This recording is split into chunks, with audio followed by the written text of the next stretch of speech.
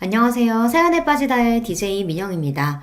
오늘 사연자는 믿을 수 없는 상황에 자신이 꿈을 꾸고 있는 줄 알았다는데요. 과연 어떤 사연인지 들어보시겠습니다.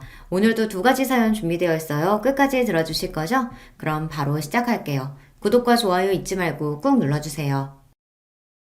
안녕하세요. 저는 60대 아저씨입니다. 제 주변 친구들을 보면 다들 자식들 시집장가까지 다 보내고 손주도 봐서 다들 만나면 손주, 손녀 자랑만 해요. 일도 다 은퇴하고 아내와 등산도 다니고 여행도 다니면서요. 그런데 제 삶은 또래 친구들과는 좀 다릅니다. 저는 혼자 살아요. 그리고 회사도 하나 운영하고 있습니다. 제 인생에 있어 가장 중요한 게 바로 제 회사예요. 이제 내 인생도 다 끝났구나 절망하던 순간 사업을 시작해서 지금까지 쭉 성장하며 지금에 이르렀거든요. 사실 제 인생이 기구하다면 좀 기구합니다. 가족까지 다 버리고 선택했던 가장 사랑했던 여자를 잃었어요. 그 이후로 정신이 나간 사람처럼 살았었는데 지금의 사업을 시작하게 되면서 큰 힘과 용기를 얻고 사람처럼 살 수 있게 되었습니다. 가끔 혼자라는 게 외롭고 지칠 때도 있어요. 친구들이 자식 결혼시킨다고 하고 손주 돌잔치라고 연락이 오면 나는 그동안 뭘 했나 싶기도 하고요. 하지만 어쩌겠습니까? 쉬지 않고 앞만 보며 달려오다 보니 결국은 혼자 남겨진걸요. 그래서 더 일에 열심히인 것 같아요. 그리고 제가 함께 일하는 직원들은 저처럼 살지 않기를 바라는 마음에 회사 복지만큼은 대기업만큼 지원해줍니다. 그러다 보니 우리 회사 직원들은 다들 결혼도 일찍 했고 아이를 키우는 직원들도 많아요. 제가 30년 넘게 회사를 운영하면서 느끼는 건데 직원들이 가정에서 편안함을 느껴야 회사 일도 열심히 하고 다른 회사로 이직도 안 하더라고요.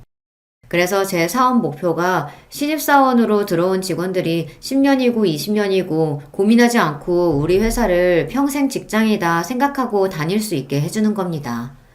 그래도 제 목표가 잘 이루어지고 있는지 우리 회사 가족들은 모두 가족 같아요. 친구에게 제 입으로 이런 이야기를 하면 제가 사장이라서 그런 소리 하는 거라고 하겠지만 실상이 그래요. 우리 회사에 신입으로 들어와서 안 그만두고 10년을 넘게 다닌 직원이 대다수인데다가 계약직으로 뽑은 직원들도 대부분이 다들 3개월 지나면 정직원으로 전환하겠다고 했어요. 어쨌든 제 인생은 작은 섬에 혼자 덩그러니 남겨진 호랍이라도 회사에서만큼은 직원들과 가족처럼 지내려고 노력하고 있습니다. 30도 안 돼서 아내 죽고 혼자 돼서 지금까지 난 죄인이니 혼자 살아야 한다 속죄하는 마음으로 살았지만 지금 와 생각해보면 40대 50대라도 좋은 사람 만나서 살아볼 걸 하는 생각도 듭니다. 물론 지금 와 이야기해봐야 소용없는 소리지만요. 만약 지금 다시 그때로 돌아간다고 해도 저는 용기가 없어 그렇게 하지 못했을 거예요. 사실 아예 기회가 없었던 건 아니에요. 사업이 잘 되고 나서 부모님이나 형제들이 여자 좀 만나보라고 여기저기서 선자리를 주선해줬지만 제 마음이 전혀 내키지 않았어요. 한 번은 제가 여자 만날 생각을 아예 안 하고 매일 일만 하고 있으니 어머니께서 답답하셨는지 억지로 선자리에 내보낸 적도 있었어요. 그런데 선자리에서 여자와 이야기를 하는데도 죽은 아내가 자꾸만 눈앞에 아른거려 대화를 이어갈 수 없었어요. 그때 이후로는 부모님과 형제들에게 아예 선포했죠. 난 여자 만날 생각 없다고요. 아이고 답답한 너. 집 팔자가 더러워 떠난 년이 뭐가 불쌍하다고? 저 좋은 나이에 여자도 안 만나고 혼자 늙어 죽겠대. 아휴 아이고 내 팔자야. 어머니 그런 소리 좀 하지 마세요. 어머니 며느리가 팔자가 더럽긴 뭐가 더러워요. 그냥 나 같은 모질이 같은 놈 만나서 고생만 하다가 간 거지. 불쌍한 사람 괜히 욕보이지 말고 그만 좀 하세요. 아내가 죽고 난 뒤에야 알게 된 것들이 너무도 많습니다. 아내를 생각하면 미안함밖에 없어요. 아내와 저는 20대 중반에 다방에서 만났어요. 저는 군대를 제대한 복학생이었고 아내는 다방 종업원이었습니다. 동네 친구들과 종종 다방에 갔었는데 그때 제가 아내를 보고 첫눈에 반해 몇 달을 쫓아다녔어요. 그러다 아내가 제 마음을 받아주자마자 저는 무조건 아내와 결혼하겠다고 아내를 데리고 집에 갔습니다.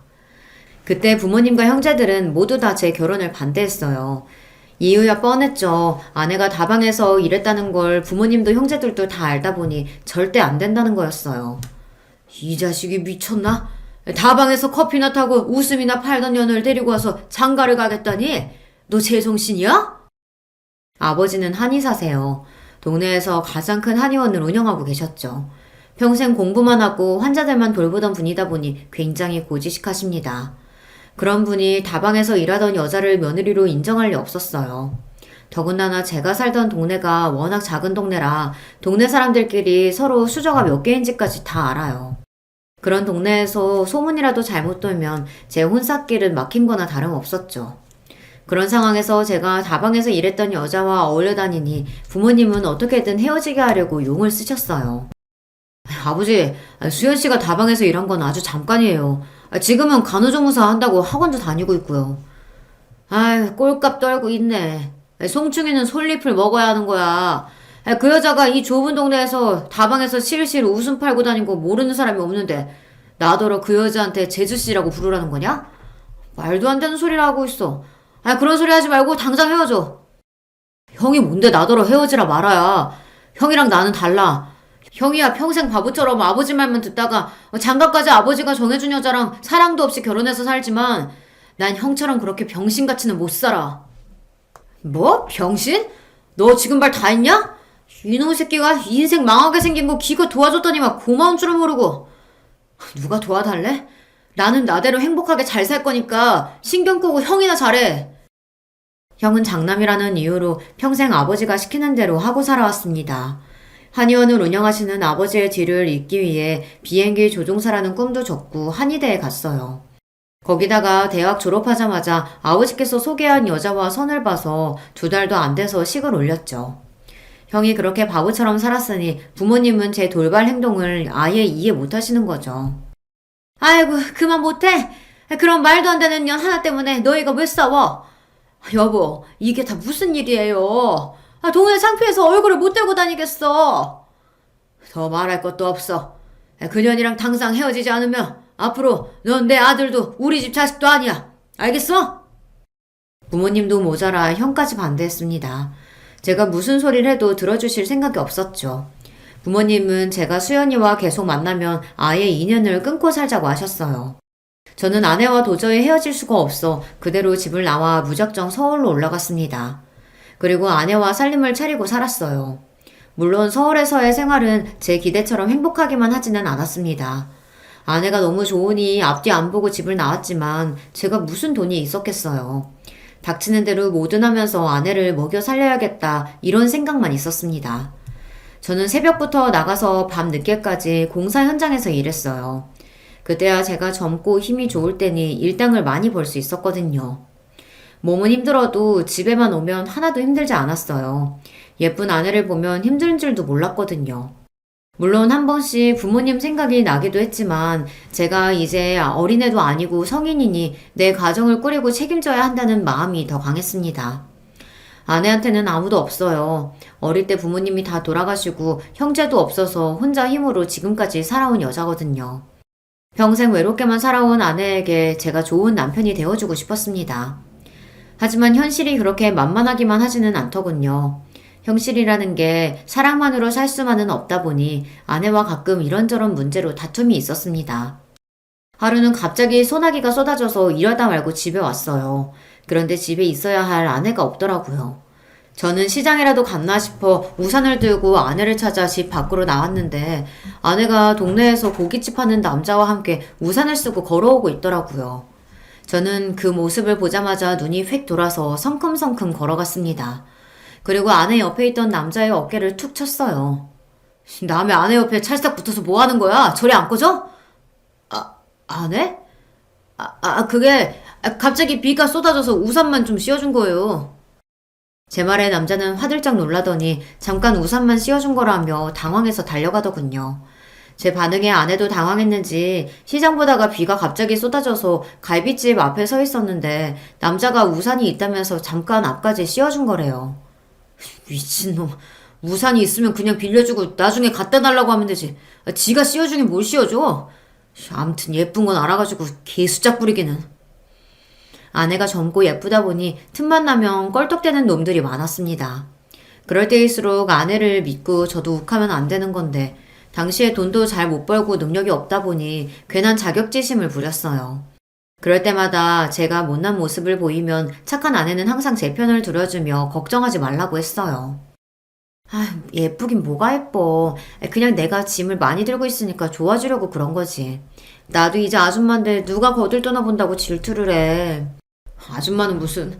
당신은 절대 아줌마처럼 안 보이니까 앞으로는 저런 양아치 같은 놈들 조심해. 알았지?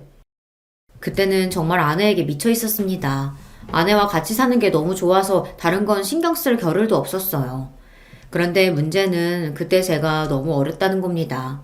사회 경험이 좀 있었다면 그렇게 막무가내로 무식하게 살지는 않았을 텐데 지금 당장 눈앞에 보이는 일만 생각하느라 아내의 마음을 헤아리지 못했어요. 아내는 제가 집을 나와 제대로 된 직장도 없이 막노동하고 사는 걸 걱정했어요.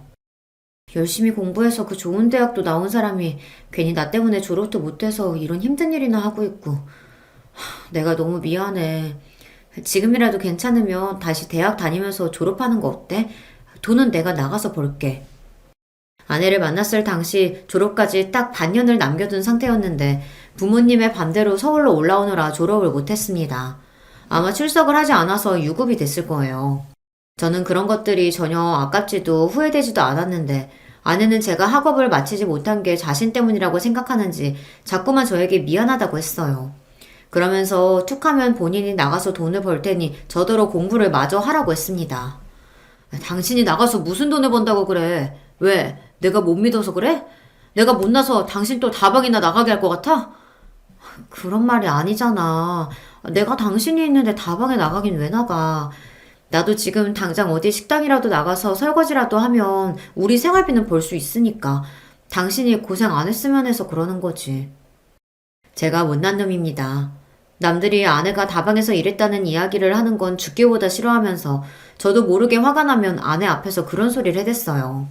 지금 생각하면 제가 그럴 때마다 아내가 얼마나 속상했을까 너무 미안해요. 지금까지 그 고생하면서 살았으면 됐지. 식당은 또 무슨 식당이야. 내가 나가서 막노동하는 게 걱정되면 지금이라도 당장 나가서 내가 번듯한 직장 구해올게. 그러니까 내 걱정은 하지 말고 우리 빨리 아이부터 갖자. 알았지? 야반도주하듯 아내와 서울로 도망왔으니 아내와는 제대로 혼인신고도 하지 못했어요.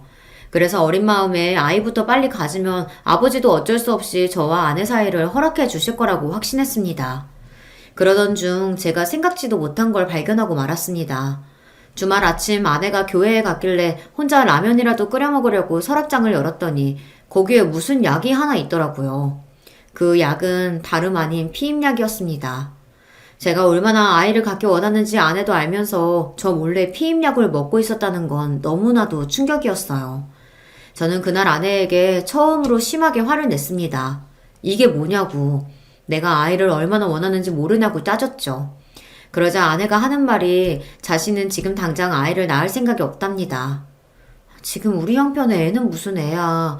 내가 임신이라도 하면 당신 아버지가 허락해 주실 거라고 기대해서 그러나 본데 내가 보기엔 내가 새로 태어나기 전까지 당신 부모님께 허락 못 받을 거야.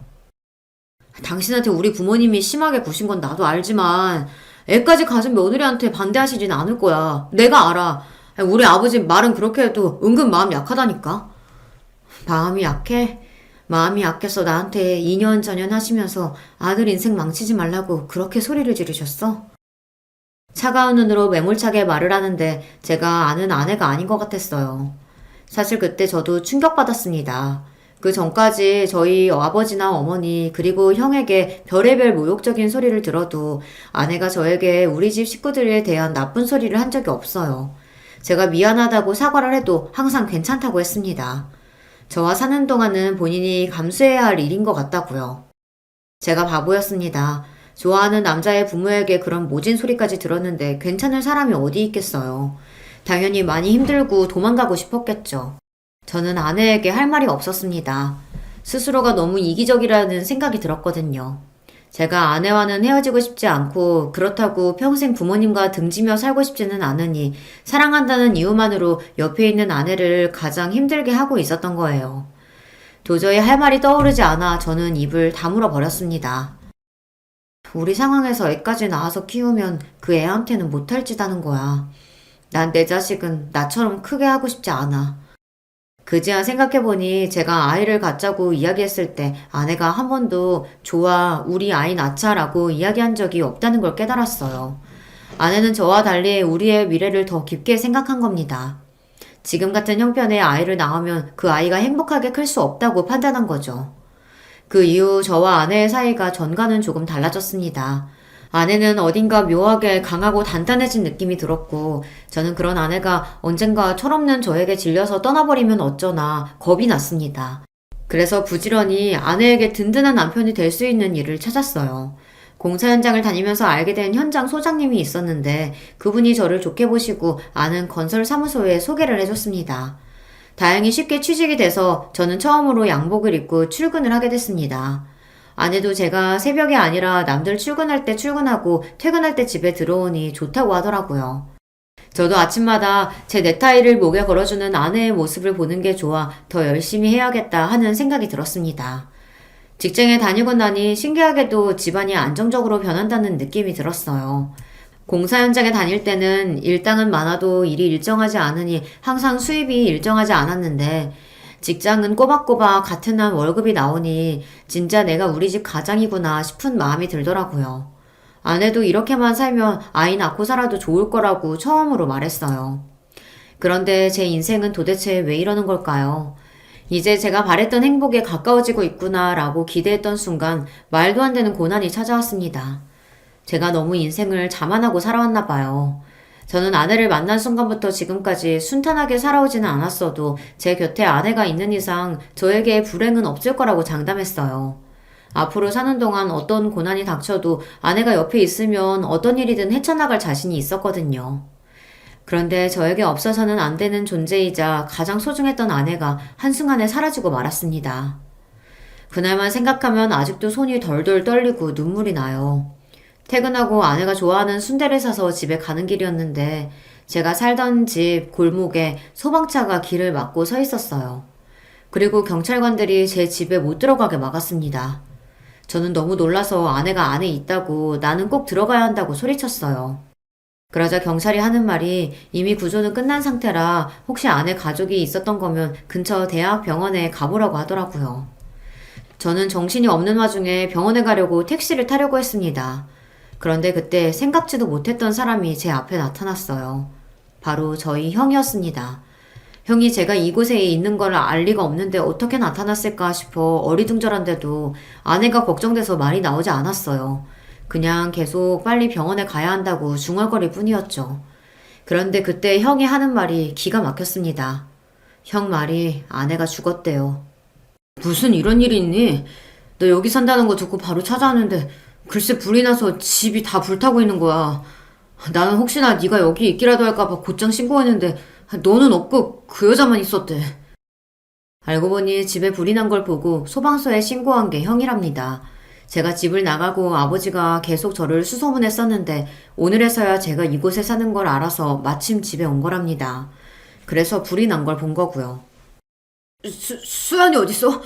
우리 수연이 어디 있냐고!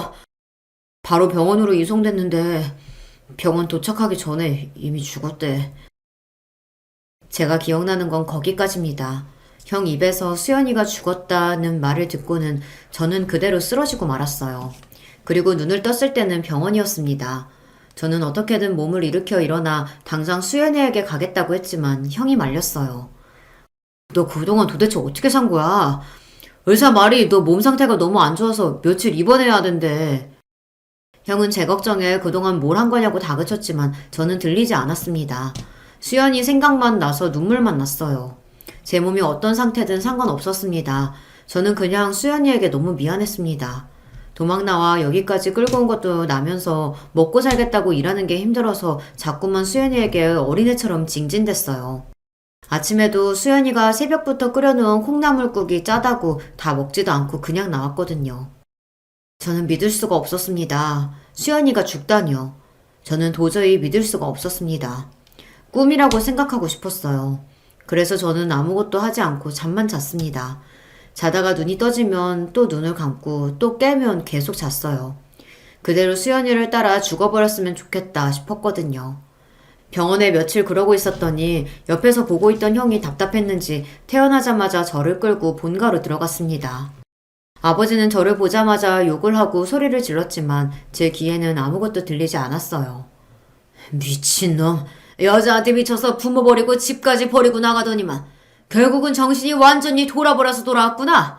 어이구 멍청한 놈. 아이고 고생하고 온 애한테 왜 욕을 하고 그래요.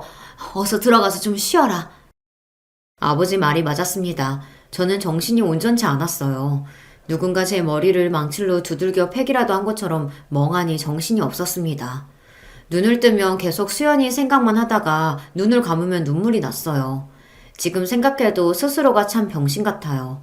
그때 그러고 있으면 안 되는 건데 슬픔에 숨어서 폐인처럼 살았습니다. 그래서 수연이의 마지막을 보지 못했어요. 그 여자 찾아올 가족도 없는 것 같아서 그냥 내가 화장해서 바다에 뿌렸어. 괜히 어디다가 모셔두고 하면 너 더 마음 못 잡고 살 것 같아서. 형 마음대로 그렇게 하면 어떡해. 찾아올 가족이 없기는 왜 없어. 내가 있는데. 그리고 우리 수연이 그 여자 아니야. 내 아내라고. 형이 병원에서 시신을 수습해 화장했대요. 그러고는 바다에 뿌렸답니다. 저는 왜 그랬냐고 그래도 나한테 물어봤어야 하는 거 아니냐고 소리쳤지만 형은 들어주지 않았어요. 기껏 뒷수습 다 해줬더니만 고마운 줄도 모르는 한심한 놈이라고 욕만 해댔죠. 미친놈. 한심한 소리 하고 있네. 너희끼리 철없이 소꿉놀이나 해놓고 아내는 무슨 아내냐? 헛소리 좀 하지 말고 정신 차려. 맞습니다. 저는 세상에서 제일 한심한 놈이 맞아요. 사랑하는 여자 하나 지키지 못하고 마지막 가는 길까지 배웅해주지 못했으니까요. 더 가슴 아픈 건 저에게 남은 게 아무것도 없다는 겁니다. 부모님께 허락도 못 받고 야반도주 한 거라 둘이 혼인신고도 하지 않은 채 살았어요. 거기다가 집이 다 불타버렸으니 제 물건이나 수연이 물건까지 싹 다 사라져 버렸습니다. 그렇게 생각하니 더 힘들었습니다. 마치 제가 수연이를 만나 사랑하고 함께 살았던 시간이 현실이 아니라 꿈만 같았거든요. 수연이는 제 마음속에 꿈처럼 찾아왔다가 꿈처럼 사라졌습니다. 저는 수연이가 죽었다는 걸 인정하는 데까지 꼬박 1년이 걸렸습니다. 1년 동안 집 안에 처박힌 채 폐인처럼 지내다 함께 서울로 올라가기 전까지 수연이와 연애하면서 주고받았던 편지들을 방에서 찾았어요.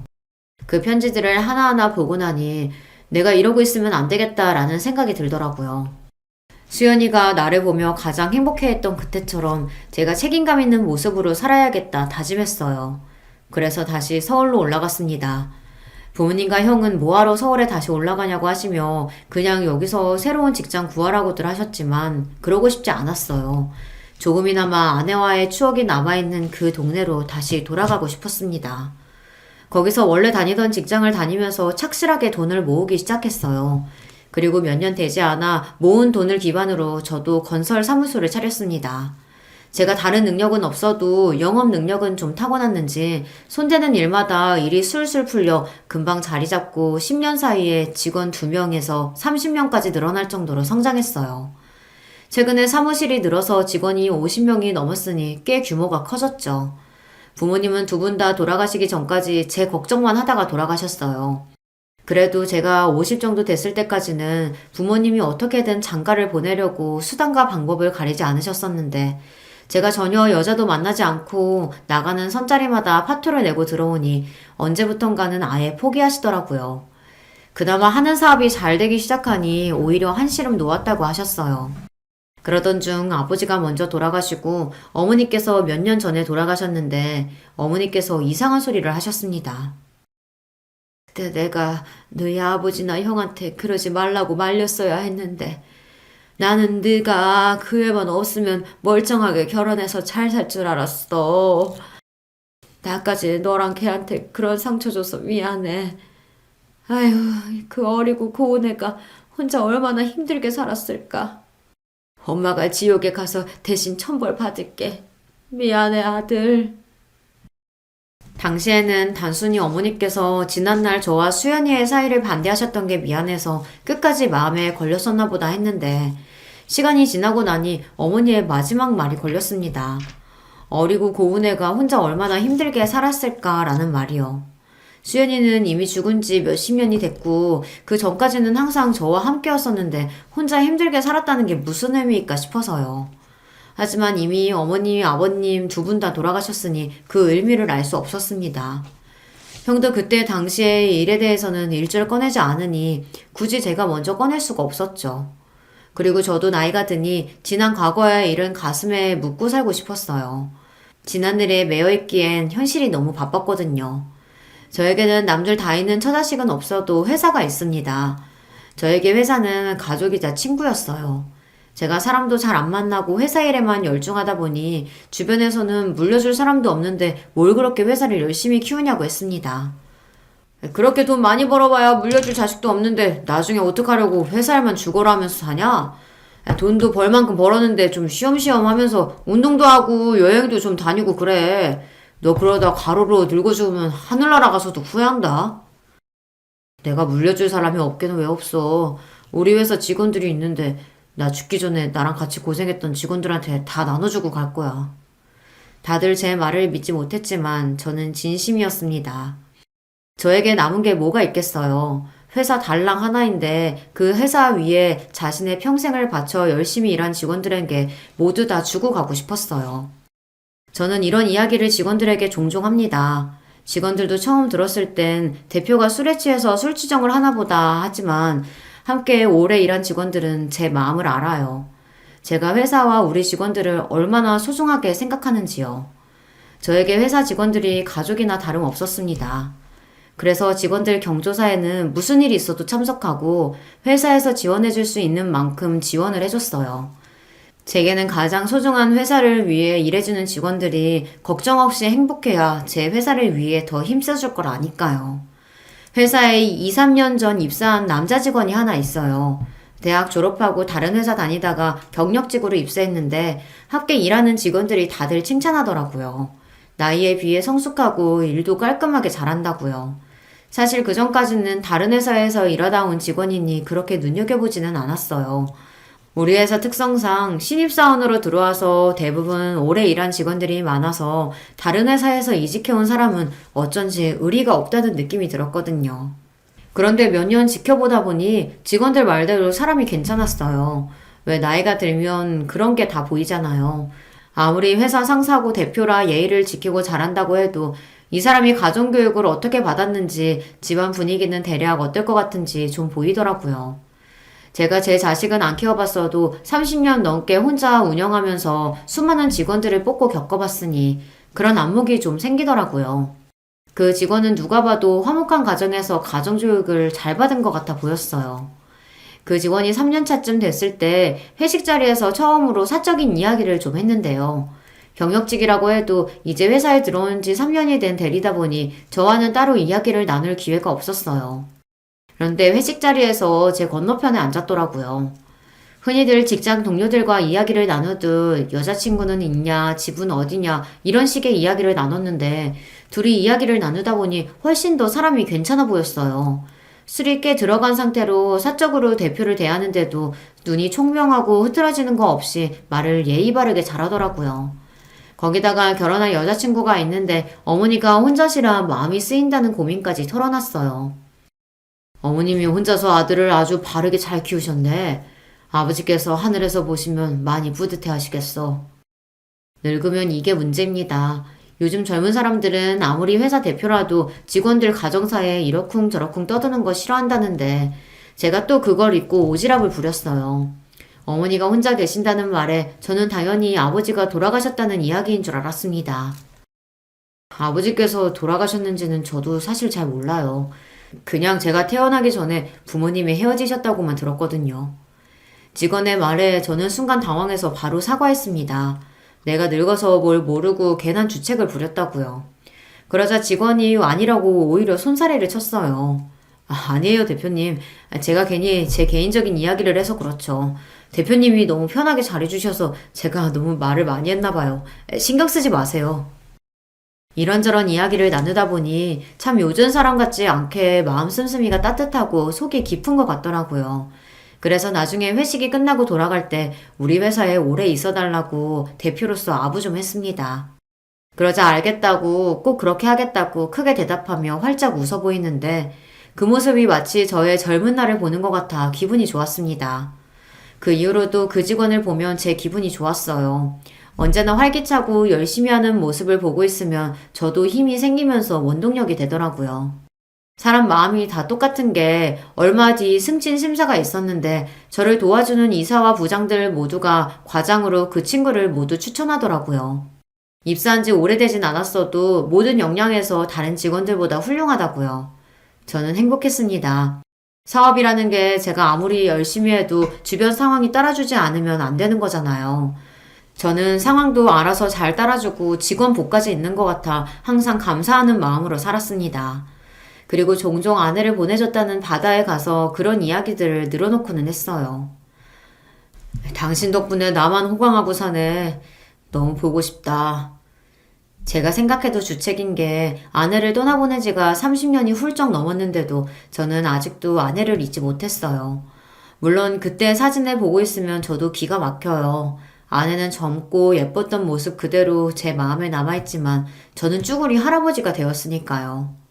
얼마 뒤 좋은 소식을 들었어요. 최근 과장으로 승진한 그 직원이 올해 연애한 여자친구와 결혼한다고 하더라고요. 저는 진심을 다해 축하했습니다. 그리고 필요한 게 있으면 언제든 이야기하라고 했어요. 얼마 뒤 직원의 결혼식 날이 밝았습니다. 그날은 아침부터 뭔가 기분이 좋았어요. 결혼식장에 택시를 타고 가는데 벚꽃도 예쁘고 날씨도 좋아서 저도 모르게 발걸음이 가볍더군요. 그럴 때 보면 저도 나이를 헛먹었어요. 이 나이에 벚꽃을 보고 설레는 걸 보면 말이죠. 평소 제가 아끼던 직원이기도 하고 저에게 주례를 부탁했으니 서둘러 결혼식장으로 향했습니다. 처음 하는 주례라 긴장돼서 택시를 탔어요. 준비한 주례사를 한 번이라도 더 읽어보려고요. 사실 제가 결혼은 했었어도 호적상은 미혼이고 자식도 없잖아요. 이런 제가 주례를 한다는 게 직원에게 미안해서 다른 사람에게 부탁하라고 좋게 거절했는데 직원이 하는 말이 우리 회사에서 근무하는 동안 느낀 건데 제가 회사 대표가 아니라 마치 진짜 아버지 같아 꼭 주례를 해줬으면 한다고 하더라고요. 사실 제가 아버지가 없이 자라서 아버지가 계시면 어떤 느낌일까 많이 궁금했었는데 대표님께서 저 결혼 준비한다고 휴가도 넉넉하게 주시고 신혼집에 모텔하고 보너스도 주셔서 정말 감사했어요. 사장님께서 꼭 주례해 주셨으면 좋겠는데 한 번만 더 생각해 주세요. 이렇게 이야기하는데 어떻게 모르는 척을 하겠어요. 저도 고민할 것도 없이 알겠다고 제가 주례를 하겠다고 했습니다. 직원들 앞이라 분위기에 휩쓸려 하겠다곤 했는데 긴장이 되기는 많이 되더라고요. 택시에 내려서도 연신 숨을 몰아쉬었어요. 결혼식장을 보니까 더 떨리더라고요. 꼭 대학 수능 시험 보러 가던 심정 같기도 해서 그대로 도망가고 싶은 마음마저 들었습니다. 그런데 도망갔으면 큰일 날 뻔했어요. 그날 결혼식장에서 말도 안 되는 사람을 보고 말았거든요. 제가 죽기 전까지는 절대 볼 수 없을 거라고 생각했던 사람, 바로 아내를 만났습니다. 지금 생각해도 믿기지 않아요. 분명 죽은 줄 알았던 사람인데 그 사람이 어떻게 제 눈앞에 있나 싶어서요. 이게 도대체 무슨 말이냐고요. 결혼식장에 들어서서 오늘의 주인공인 회사 직원을 찾았어요. 직원은 멋진 턱시도를 입고 저를 보자마자 웃으며 다가오더군요. 그러더니 곧장 접수대에 서 있는 가족에게 저를 소개했어요. 어머니, 이쪽은 우리 회사 대표님이세요. 대표님, 이쪽은 저희 어머니십니다. 푸른 치마와 옥색 저고리를 입은 우아한 모습의 여자분이 고개를 돌리는데 저는 보자마자 놀라서 그 자리에 주저앉고 말았습니다. 순간 정신을 잃기라도 한 것처럼 정말 눈앞이 하얗게 변했어요.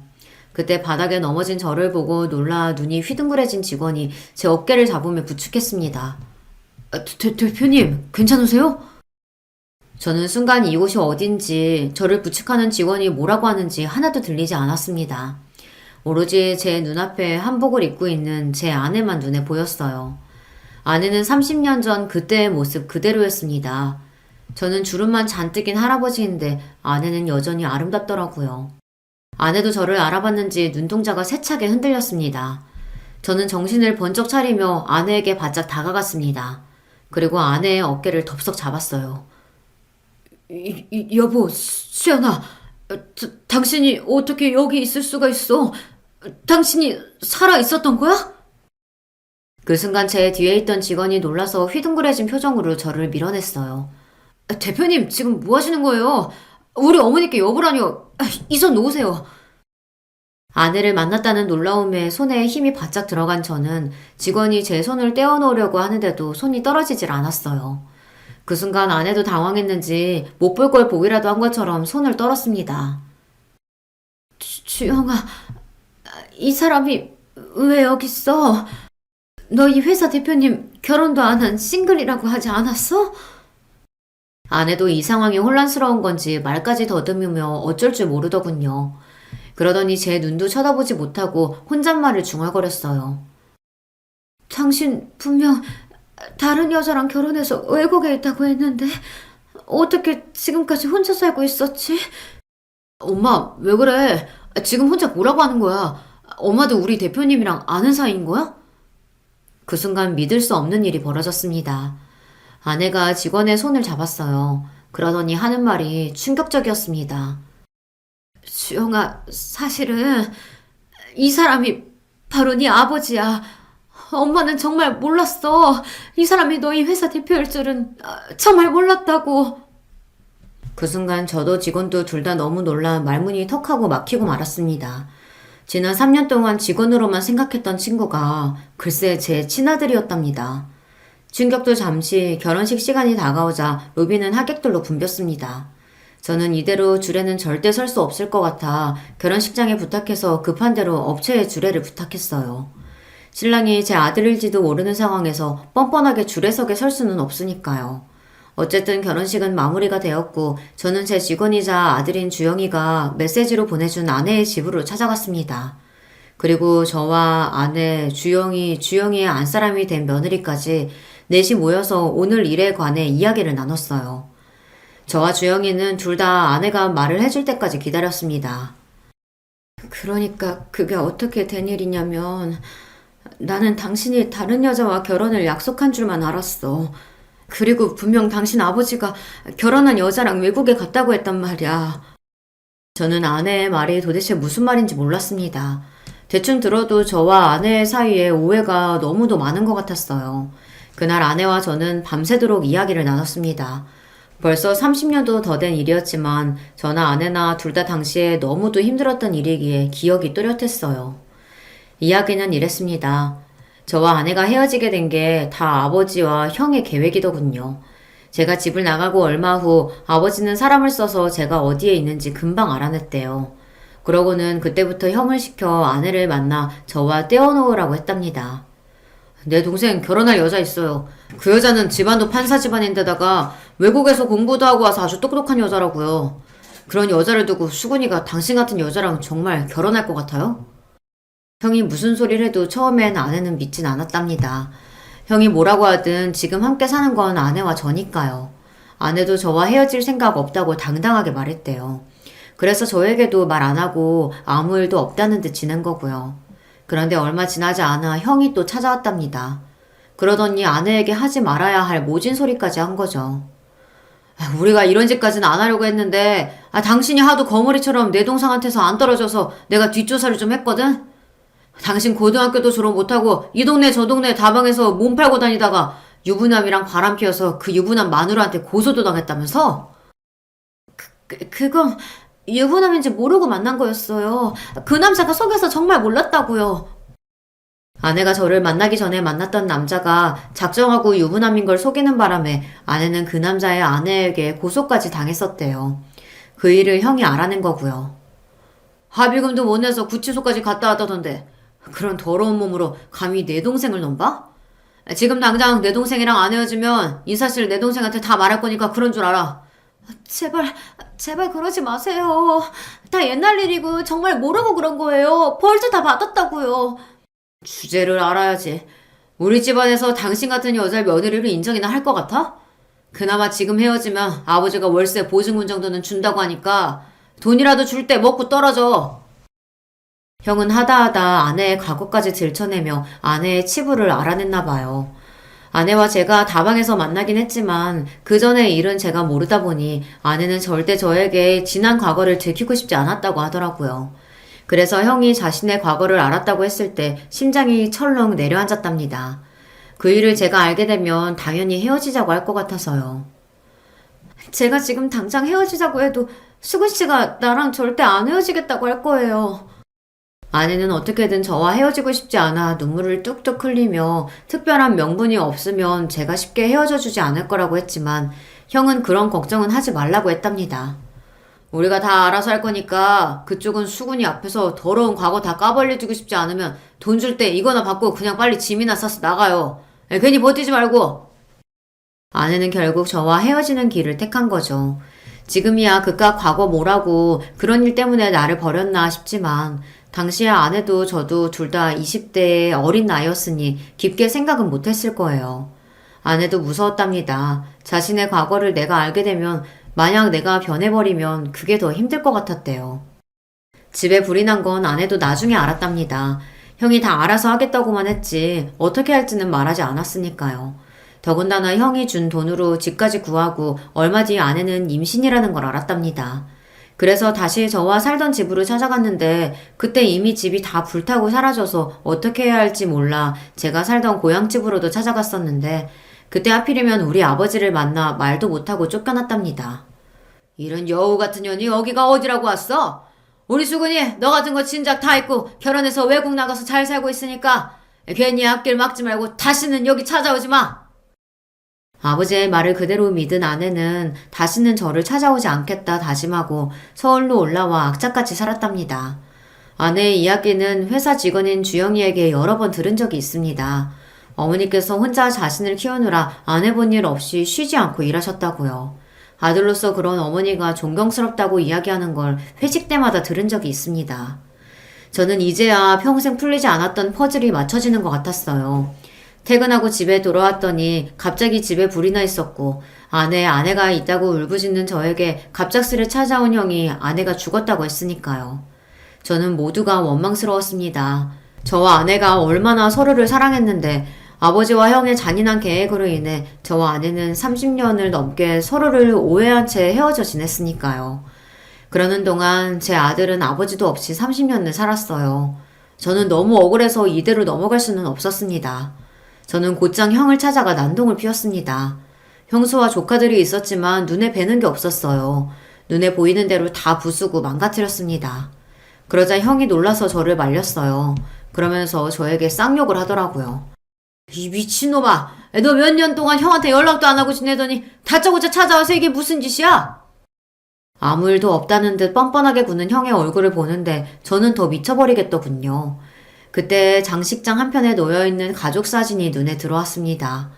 아버지와 어머니께서 살아생전에 형 가족과 함께 찍은 사진이었어요.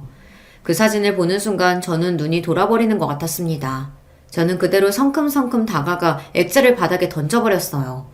쨍그랑 소리와 함께 액자가 깨져버렸습니다. 제 가정은 멋대로 파탄내놓고 본인들은 행복하게 웃고 있는 꼴이 우스웠거든요. 형 좋아하네. 너 같은 새끼가 무슨 형이야? 동생 인생 망쳐놓고 너는 새끼들이랑 좋았니? 나랑 내 새끼는 30년 동안 생이별 시켜놓고 너는 좋았냐고! 저는 소리를 지르는 건지 울분을 토해내는 건지 모를 정도로 눈물이 펑펑 쏟아졌습니다. 텔레비전을 부수고 액자를 부순들 무슨 소용이 있겠어요. 이런다고 해서 제 지난 시간이 다시 돌아오는 것도 아닌데요. 저는 모든 순간이 다 후회가 됐습니다. 그때 불이 나서 아내가 죽어버렸다는 것에 너무 충격받아 말도 못할 정도로 바보가 될 게 아니라 내 손으로 아내를 찾아 묻고 모든 일을 정리했어야 했어요. 그랬다면 아내가 죽지 않았다는 걸, 아내의 뱃속에 제 아들이 살고 있었다는 걸 다 알았을 텐데 모든 일이 후회됐습니다. 하지만 어쩌겠어요. 지나간 시간은 돌아오지 않는걸요. 저는 지나간 시간을 후회하지 않고 남은 시간을 알차게 쓰기로 했습니다. 저는 곧장 변호사부터 고용해 형을 고소했어요. 아버지 어머니도 싹 고소하고 싶었지만 이미 돌아가셨으니 고소할 사람이 형밖에 없더군요. 지난 30년 동안 형 때문에 아내가 감쪽같이 죽었다고 생각하고 살았으니 그 피해 보상을 받아야 했습니다. 물론 시간이 너무 지나서 증거도 없고 증인도 없지만 형이 죗값을 받을 때까지 끝까지 싸울 거예요. 저는 아직도 소송 중입니다. 그리고 최근엔 아내와의 오해도 하나하나 풀며 지내고 있어요. 30년이란 세월을 단 며칠 만에 뛰어넘을 수는 없겠지만 지난날 제 실수와 잘못을 인정하고 반성하면서 아내와 다시 잘 지내보려고 합니다. 아들과도 마찬가지입니다. 바로 얼마 전까지 직원과 대표 사이였으니 갑자기 부자지간으로 지낸다는 게 쉽지는 않지만 제가 많이 노력하고 있습니다. 아내와도 아들과도 함께 못다한 시간만큼 하루하루 더 값지게 쓰려고요. 저야 지금이라도 당장 아내와 살림을 합치고 싶어요. 지금까지 30년을 떨어져 지냈으니 단 하루라도 더 함께 살고 싶거든요. 아들도 조심스럽긴 하지만 그렇게만 되면 좋다고 했어요. 안 그래도 저까지 결혼해서 나가서 엄마 혼자 사시는 게 걱정됐었는데 엄마한테도 좋은 남자친구가 있으면 좋죠. 아들은 아직 저를 아버지라고 부르지는 않아요. 회사에서 매일 만나다 보니 아직도 대표님이라고 부릅니다. 그래도 다행인 건 저를 아내의 남자친구로 인정은 해줘요. 그리고 저는 올해 크리스마스에 프로포즈를 준비 중입니다.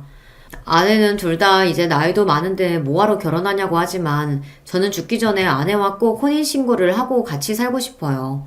아들도 제 호적에 올리고요.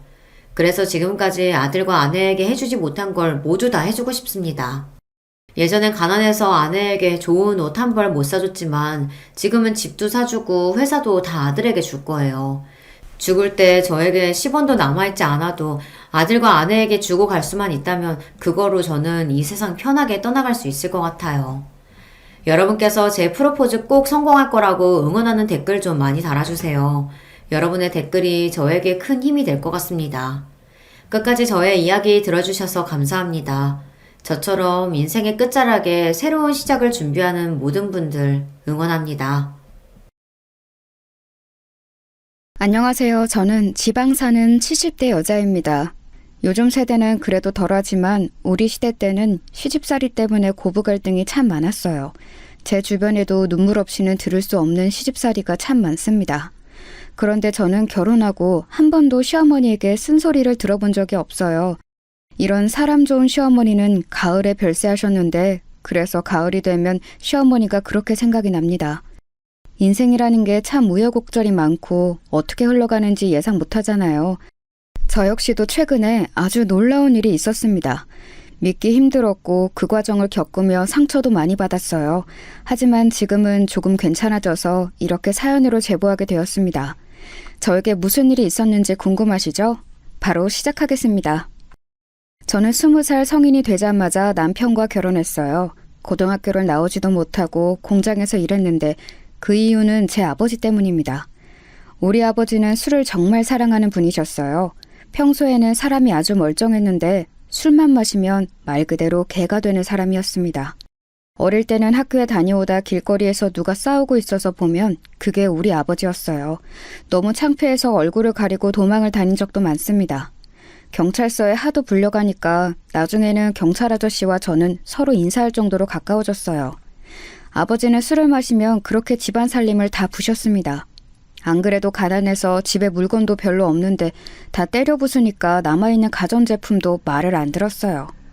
이 과정에서 엄마에게 손도 많이 대셨습니다.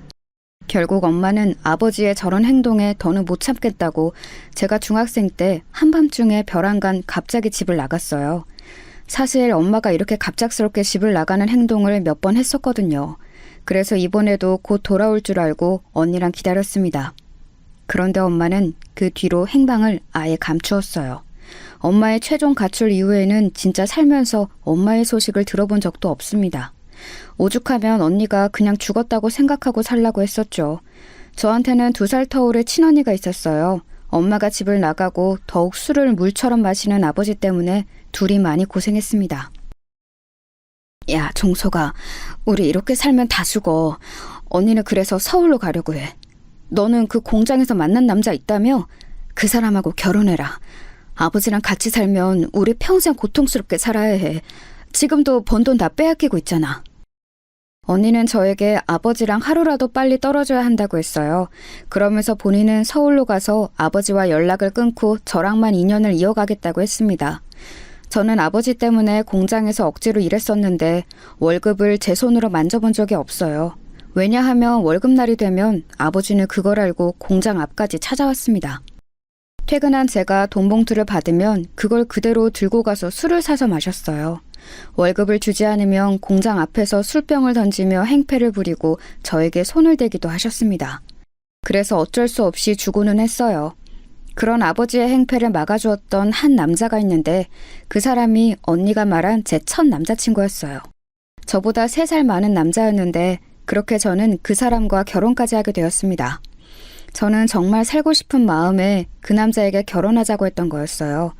아직도 제가 결혼하자고 했더니 놀란 눈으로 저를 쳐다보던 남편이 기억납니다. 우리 집은 당연히 해줄 수 있는 게 아무것도 없었어요. 도망치고 싶어서 결혼하는 사람이었는데 제가 무엇을 들고 갔겠어요. 아버지에게 저 결혼한다고 통보하고 집을 나서는데 뒤에서 욕하는 소리가 들렸습니다. 무서우면서 한편으로는 너무 다행이고 해방감을 느꼈어요. 가난했던 것은 우리 집뿐만이 아니었습니다. 남편의 집도 넉넉한 사정은 전혀 아니었어요. 사실 우리 세대는 모두가 가난한 세대였거든요. 그렇게 얼떨결에 남편의 집에서 결혼 생활이 시작되었습니다. 저는 엄마가 없었고 남편은 아버지가 안 계셨어요. 너무 안타깝게 결혼하기 바로 전에 병으로 돌아가셨다고 하더라고요. 장남인 남편 밑으로 시동생이 무려 5명이 있었습니다. 시어머니와 남편이 밖에서 돈을 벌어 식구들을 먹여 살리고 있었어요. 시어머니는 말수가 적고 온화한 분이셨습니다. 혼자 그 많은 자식의 밥을 하는 게 얼마나 대단해 보였는지 모릅니다. 결혼해서 저도 며느리로 그 집에서 같이 사니까 저는 당연하게 살림해야 한다고 생각했어요. 그래서 청소하고 빨래하고 요리하고 그렇게 지냈는데 제가 열심히 집안일을 하면 시어머니는 제 손을 꼭 잡고 늘 이렇게 말씀하셨습니다. 아가, 네 고운 손이 망가질까봐 무섭다. 우리 아들하고 결혼해줘서 고마워. 우리 평생 행복하게 살자. 내가 아가 네 엄마라고 생각하고 살아. 알겠지? 얼마나 사람이 대단한 분인지 아시겠죠? 저는 이런 시어머니 덕분에 고부 갈등을 전혀 겪지 않았어요. 친정아버지 때문에 도망치듯 결혼했는데 시어머니를 잘 만나서 다행이었습니다. 아버지와 사이가 안 좋으니 저는 명절에도 집에 가지 않았어요. 만나봤자 돈을 달라고 행패를 부리거나 술을 마시고 동네 사람들과 싸울 게 뻔했거든요. 그래서 저는 시어머니의 친정에도 같이 다녔습니다. 누가 보면 우리를 시어머니와 며느리가 아닌 엄마와 딸로 착각할 정도로 사이가 좋았어요. 이렇게만 말하면 제가 아주 행복한 결혼 생활을 했던 것 같죠? 그런데 전혀 아니에요. 왜냐하면 남편의 도박 중독 때문에 제가 얼마나 고생을 많이 했는지 몰라요. 남편은 결혼 전에는 전혀 안 그랬다고 하던데 결혼하고 정말 우연히 도박을 한번 해보더니 거기에 푹 빠지게 되었습니다. 공장에서 번 돈을 집에 가져오지 않고 그대로 도박장에 들고 갔어요. 시어머니와 저는 그런 남편을 찾으러 온 동네를 뒤지고는 했습니다. 결혼하고 저는 집에 있느라 공장에서 일하지 않았거든요. 남편이 벌어오는 돈으로 우리가 살았는데 저렇게 가장이 책임감 없이 행동하니 기가 막혔습니다. 시어머니도 간간히 용돈벌이로 남의 집 옷을 수선했는데 그걸로 우리가 먹고 살기엔 너무 부족했어요. 이런 남편 때문에 제가 얼마나 마음고생을 했는지 모릅니다. 하지만 이럴 때마다 시어머니가 제 손을 잡고 울면서 당신이 대신 미안하다고 해서 마음이 약해졌어요. 남편을 저 대신 때리면서 정신을 차리라고 몇 번을 말씀하셨죠. 물론 남편은 시어머니와 제가 아무리 말려도 들은 척도 하지 않았습니다. 심지어 있던 집을 담보로 도박해서 우리는 단칸방으로 이사 가기까지 했어요. 시동생이 무려 5이라 단칸방에서 잠을 잘 때는 똑바로 눕지도 못했습니다. 그 지경까지 가니 저도 집에 있을 수는 없었어요. 그래서 공장에 나가서 급하게 제가 돈을 벌었습니다. 이렇게 힘들게 사느라 임신은 저에게 다른 세상 얘기였어요. 남편은 약 3년 동안 도박에 빠져 살다가 간신히 정신을 차렸어요. 그 이유는 바로 막내 시동생이 병에 걸렸거든요. 그것도 이유를 제대로 알 수 없는 병이었어요. 남편이 밖에서 도박하고 돌아다녀서 시어머니와 제가 일하느라 시동생들을 제대로 챙길 수가 없었습니다. 그래서 막내 시동생이 한밤중에 열이 펄펄 나도 해열제만 계속 먹였어요. 그러다 어느 날은 아침에 깨어나질 않아 급하게 병원에 데려갔더니 불치병이라는 거예요. 이유를 알 수 없으니 병원에 입원한 상태로 있었는데 돈이 정말 많이 들었습니다. 둘째 시동생이 학교도 가지 않고 병원에서 간호하느라 고생이었어요. 막내는 생사로 오가고 시어머니와 저도 힘들어서 안 아픈 곳이 없으니 그제야 남편은 정신을 차렸습니다. 그래서 곧바로 집 앞에 있는 인쇄회사에 들어갔어요. 가서 제일 말단 직원으로 일을 시작했습니다. 시어머니와 저는 남편이 그렇게 일반 사람처럼 직장에 다닌다는 것만으로도 좋았어요. 돈을 버는 사람이 늘어나니까 확실히 조금이라도 사람 사는 것처럼 살 수 있게 되었습니다. 남편이 회사에 들어가고 저는 첫째를 임신하게 되었어요. 제가 임신하자 시어머니는 또 제 손을 꼭 잡고 아주 좋아하셨습니다. 저도 아이를 가지니까 책임감도 생기고 좋았어요. 무엇보다 남편이 제 임신 소식을 듣자 회사를 더 열심히 다니기 시작했습니다. 사장님께서 저에게 대놓고 남편이 다른 사람이 된 것 같다고 하실 정도로요. 그때는 이제는 진짜 제 인생이 평탄하게 흘러갈 줄 알았답니다. 하지만 역시 그것도 제 착각이었어요. 저는 첫째를 가졌을 때 입덧이 매우 심했는데 뭘 먹으려고 하면 자꾸 속에서 뭐가 올라오는 느낌이 들었어요. 입에 대는 것은 물론이고 음식 냄새를 맡는 것도 힘들었습니다. 유일하게 신맛이 나는 것은 먹을 수가 있었어요. 그런 저를 위해 시어머니는 시장에 가서 시고 달달한 과일을 정말 매일 사다 주셨습니다. 신선한 것을 먹어야 한다고 쟁여놓지 않고 새벽 시장에 가서 사오셨어요. 남편이 해야 하는 일을 시어머니가 해주셨어요. 아가, 너 뭐 하는 거니? 임신했는데 이렇게 집안일하고 그러면 애 떨어진다. 빨리 가서 누워있어. 내가 할 테니까 가서 과일 먹으면서 쉬어라, 응? 어머니, 저 괜찮아요. 병원에서도 조금씩 움직이는 것은 오히려 아가한테 좋다고 하더라고요. 어머니는 6명이나 낳으셨잖아요. 그러니까 어머니야말로 가서 누워 계세요. 허리랑 무릎도 아프시면서 왜 자꾸 움직이세요? 시어머니는 임신 기간 동안 저에게 유독 더 잘해주셨어요. 원래도 저에게 친절하고 잘해주셨지만 임신 동안에는 더욱 저를 위해주셨습니다. 그런 상태로 첫째가 태어났는데 우리 시동생들에게도 아직도 고마운 게 있어요. 제가 아기를 낳고 현실적으로 집안 형편이 어려우니 바로 일을 했거든요. 일하러 나가면 시동생들이 우리 장남을 돌봐주었습니다. 제가 자식이 셋인데 제일 예쁨을 많이 받은 게 장남이에요. 그 뒤로도 저는 아들 1명, 딸 1명을 더 낳아 3남매를 낳았습니다. 아이를 낳으면서 계속 일했고 남편도 쉬지 않았는데 식구가 워낙 많으니 가난했던 것은 여전했어요. 그래도 성인이 된 시동생들은 각자 살 길을 찾아 떠났습니다. 그렇게 본인 인생을 열심히 살아주는 것이 오히려 고마웠어요. 특히 둘째 시동생은 저랑 동갑인 여자거든요. 저한테 꼬박꼬박 언니라고 부르면서 얼마나 잘해줬는지 모릅니다. 제가 임신했을 때도 시어머니와 함께 집안일을 하고 시누이라고 전혀 괴롭히는 것도 없었어요. 오히려 본인 오빠가 철이 없다고 저를 위로해 주었죠. 그런 마음씨 좋은 둘째 시누이는 성인이 되고 부잣집에 시집을 가게 되었습니다. 얼굴이 워낙 반반해서 인기가 좋았거든요. 시집을 가면서 우리는 해준 것도 없는데 친정이라고 돈도 가져다 주었어요. 그 돈으로 이사도 갈 수 있었습니다. 이렇게 시동생들도 멀쩡하고 시어머니는 너무 좋으셨는데 남편은 또 뭐가 그리 불만인지 사고를 거하게 쳤습니다. 잘 다니던 인쇄회사를 갑자기 가족들의 상의도 없이 그만두었거든요. 퇴사라는 말을 저에게 한 번도 하지 않고 말 그대로 갑자기 하루아침에 그만두었습니다. 여러분, 혹시 사업병이라는 단어 들어보셨나요? 남편은 본인이 인쇄회사에서 일해보니 자기도 회사를 운영할 수 있겠다고 말하더라고요. 그러면서 자기를 믿어달라고 했습니다. 시어머니와 저는 격렬하게 반대했어요. 왜냐하면 그때 첫째 나이가 겨우 9살이고 막내의 나이는 3살이었어요. 아이들이 너무 어린데 위험한 선택을 하는 것이 저는 도저히 이해할 수 없었습니다. 시어머니도 남편을 얼마나 말렸는지 모릅니다. 저랑 시어머니는 필사적으로 남편을 말렸어요. 하지만 남편은 우리가 말린다고 들을 사람이 아니었어요. 남편은 그렇게 막무가내로 회사를 그만두고 사업을 시작했습니다. 심지어 그렇게 사업을 시작하며 둘째 시누이의 남편에게 돈까지 빌렸어요. 이렇게 시작한 사업이 잘 되었으면 저도 고생을 덜 했을 거예요. 그런데 안타깝게도 사업은 잘 풀리지 않았습니다. 오히려 빚만 날이 갈수록 늘어났어요.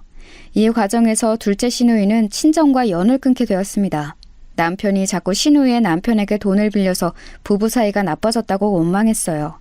시누이는 이렇게 살면 본인까지 오빠 때문에 죽을 것 같다고 연을 끊었습니다. 빚을 얼마나 낸 건지 집에 빚쟁이들이 쉬지 않고 찾아왔어요. 돈 내놔! 내 피 같은 돈을 가져갔으면 갚아야 할 것 아니야! 한 달만 주면 2배로 갚는다며? 그래놓고 지금 3달이 지났어. 돈 안 내나? 어? 그럼 몸이라도 팔아서 돈을 구하란 말이야. 네 몸을 팔기 싫으면 아이라도 내놔. 내가 확 팔아버리게. 안 돼요. 저기 안 돼요. 차라리 남편을 데려가세요. 우리 아이들은 죄가 없어요. 애들은 아무것도 몰라요. 제발요. 빚쟁이들은 집에 매일 찾아와서 우리를 괴롭혔어요. 심지어 아이를 데려간다며 우리 막내를 실제로 들고 집을 나가려고 했습니다. 그래서 시어머니와 저는 무릎을 꿇고 빌었어요. 그 사건이 있고 저는 인생을 포기하고 싶었습니다. 친정아버지 복도 없는데 남편 복까지 없는 불우한 인생이었어요. 아니면 그냥 차라리 삼남매를 데리고 도망을 가야 하나 생각도 들었습니다. 남편을 생각하며 속에서부터 우라가 치밀었어요. 그런 제 마음을 눈치챘는지 시어머니는 저에게 미안하다고 우셨어요. 미안하다고 당신께서 사과하시는데 마음이 좋지 않더라고요. 남편은 그래도 조금만 기다려달라고 했지만 이미 수중에 남은 재산은 하나도 없었어요. 기다린다고 잘 풀릴 것 같지도 않았습니다.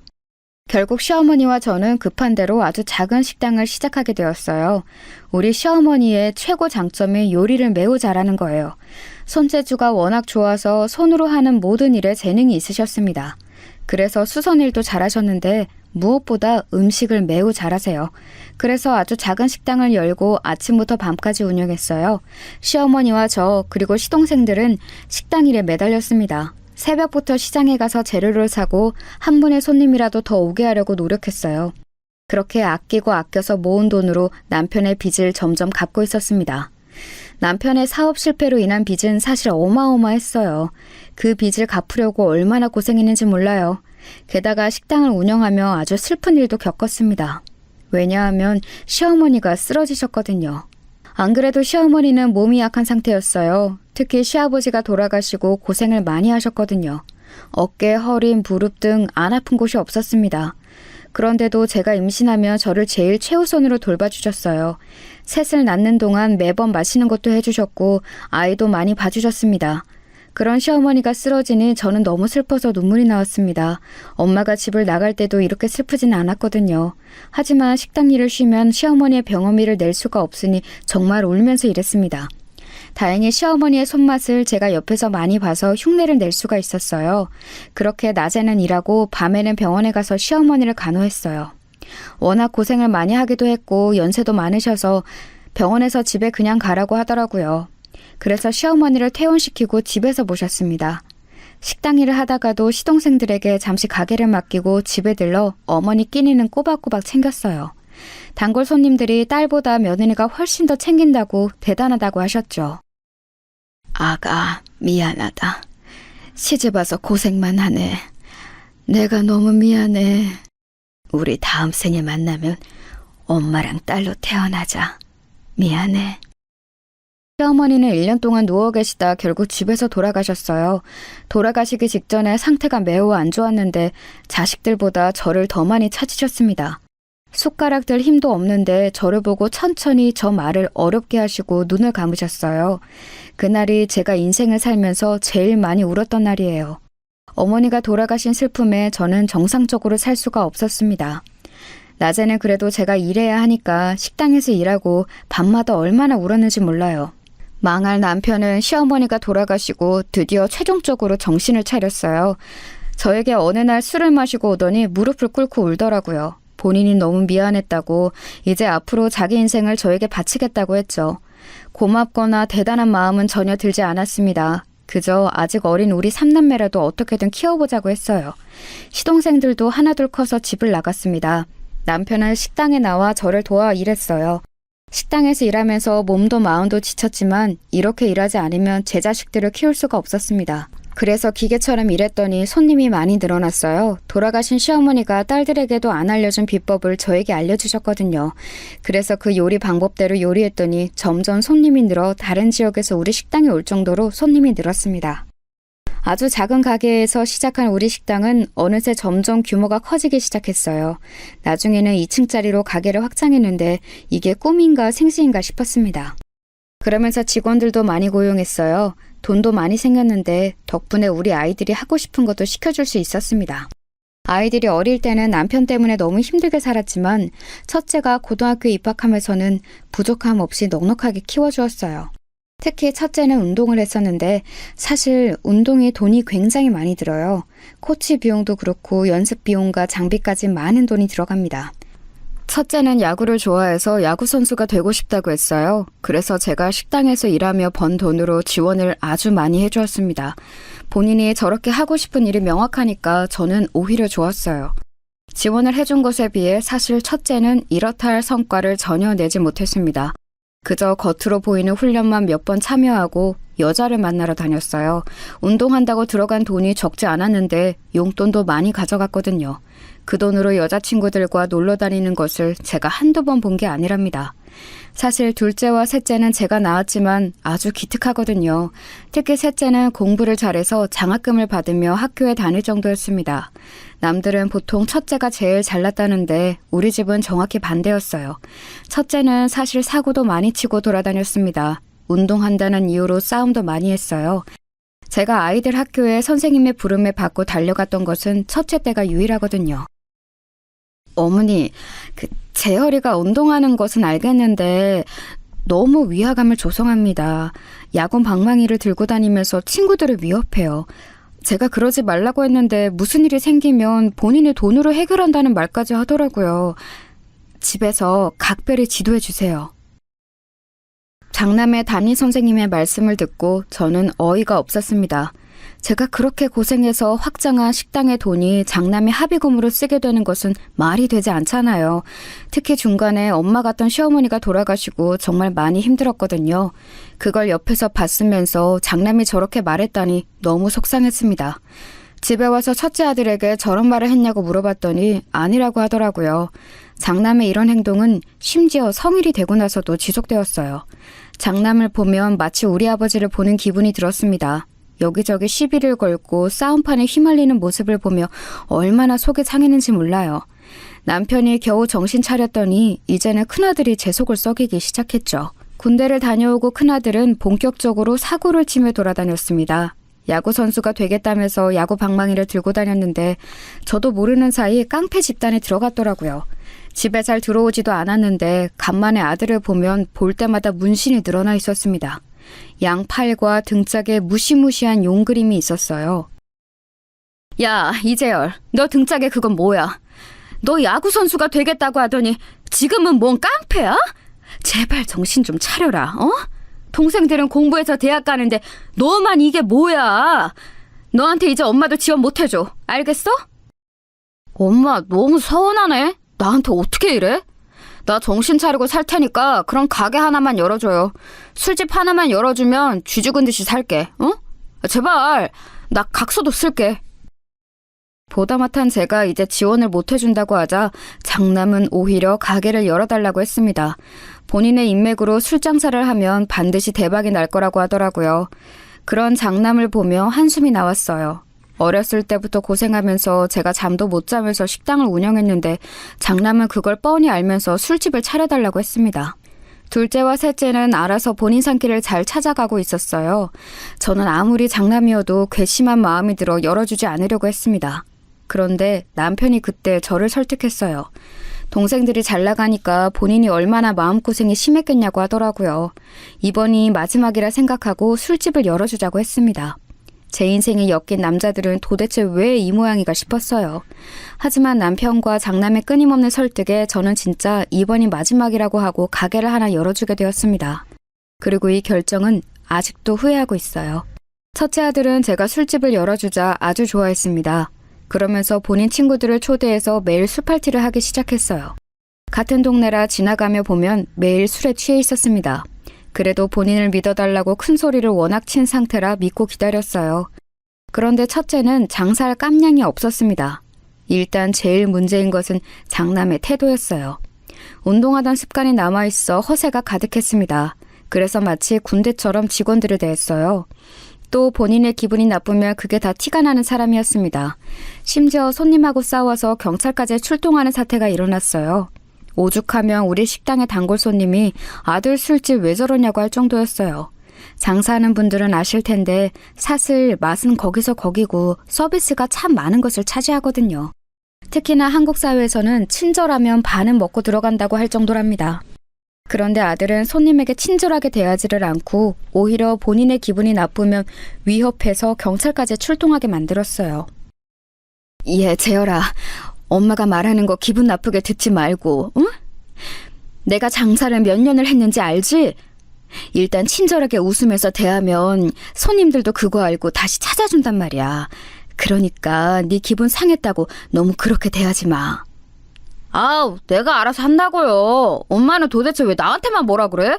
내가 지금 엄마 도움받아서 가게 차렸다고 엄마 마음대로 내 가게를 조종하려고 하는 거야? 여기는 내가 사장이니까 내가 알아서 하겠다고 하잖아. 노파심의 엄마 마음으로 최대한 좋게 말하려고 해도 장남은 기분 나쁘게 반응했어요. 심지어 장남이 조폭 집단에 들어가서 그 조폭들이 가게에 오니까 손님들은 무섭다고 오지 않았습니다. 조폭들끼리 술집에서 노는 모습을 보면 일반인들은 당연히 무서움을 느끼잖아요. 제가 그걸 말했더니 자기를 가만히 두라고 소리를 지르는 모습에 저는 아들이지만 정이 떨어졌어요. 그러다 장남은 본인 가게에서 일하던 21살짜리 여자 직원과 결혼식을 올리기도 전에 아기를 가지게 되었습니다. 저는 처음에 장남이 무슨 어린 여자를 데려왔길래 무슨 일인가 했어요. 임신했다고 이 여자와 결혼한다는데 할 말이 없었습니다. 그 어린애는 머리도 노랗게 염색하고 딱 봐도 질이 좋지 않았어요. 친정 부모님도 안 계셔서 18살 때 가출했다고 하더라고요. 도대체 장남이 왜 저렇게 된 건지 저는 알 수가 없었습니다. 제가 비록 일하느라 바빠서 아이들에게 정성을 쏟지는 못했던 것은 맞아요.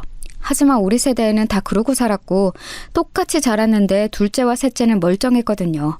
저는 도저히 이해할 수가 없었습니다. 그래도 내 자식이 결혼한다고 하니 가만히 있을 수는 없더라고요. 가게 근처에 신혼집을 급하게 마련해 주었어요. 며느리는 혼수로 들고 온 것이 아무것도 없었지만 일단 임신했으니 싫은 소리를 하기도 싫었습니다. 또 며느리를 보니 우리 시어머니 생각이 그렇게 나더라고요. 저한테 천사처럼 대해주셨던 시어머니를 생각하며 저도 며느리에게 잘해주려고 얼마나 노력했는지 모릅니다. 며느리는 임신해서 움직이기 힘들다고 집안일을 하나도 하지 않았어요. 그래서 제가 식당 일을 직원에게 맡기고 가서 대신 청소와 빨래를 해주기도 했습니다. 그렇게 하는데도 고맙다는 말을 전혀 들어본 적이 없어요. 출산한 며느리는 마치 상전처럼 굴었습니다. 어찌나 먹고 싶은 게 많은지 이것저것 요구하는 것도 많았어요. 저는 그래도 첫 손주니까 며느리가 그렇게 먹고 싶다고 하면 어떻게든 구해주었습니다. 그리고 저도 식당에서 시장으로 일하니까 바빠서 시집살이를 시킬 시간도 없었어요. 그래서 미안한 마음에 용돈도 자주 주었습니다. 그런데 장남 부부는 그런 용돈을 너무 당연하게 여겼어요. 어머니, 이제 우리 성현이 돌이잖아요. 먹는 양도 늘어났는데 용돈도 늘어나야 하는 거 아닌가요? 요즘 애아빠 가게가 잘 되는 것도 아니라 먹고 사는 게 너무 힘들어요. 어머님이 많이 도와주셔야 우리가 아무 탈 없이 살아요. 며느리나 제 얼굴을 보면 대놓고 돈을 요구했어요. 처음에는 그래도 장남이 결혼하고 남들과 싸워서 경찰서에 가지는 않아 그것만으로도 다행이라 많이 챙겨주었습니다. 그런데 저도 사람인지라 당연하게 제 돈을 자기들처럼 사용하는 모습에 서운하기 시작했어요. 제가 부잣집에서 태어난 것도 아니고 부잣집으로 시집온 것도 아니잖아요. 고생이란 고생은 다 하고 살았는데 그렇게 모은 돈을 아무 노력도 하지 않고 쓰는 것이 아니꼬였습니다. 아무리 부모 마음이 자식들에게 다 해주고 싶어도 이건 아니었어요. 저는 인간 대 인간으로 본인의 인생은 본인이 책임져야 한다고 생각합니다.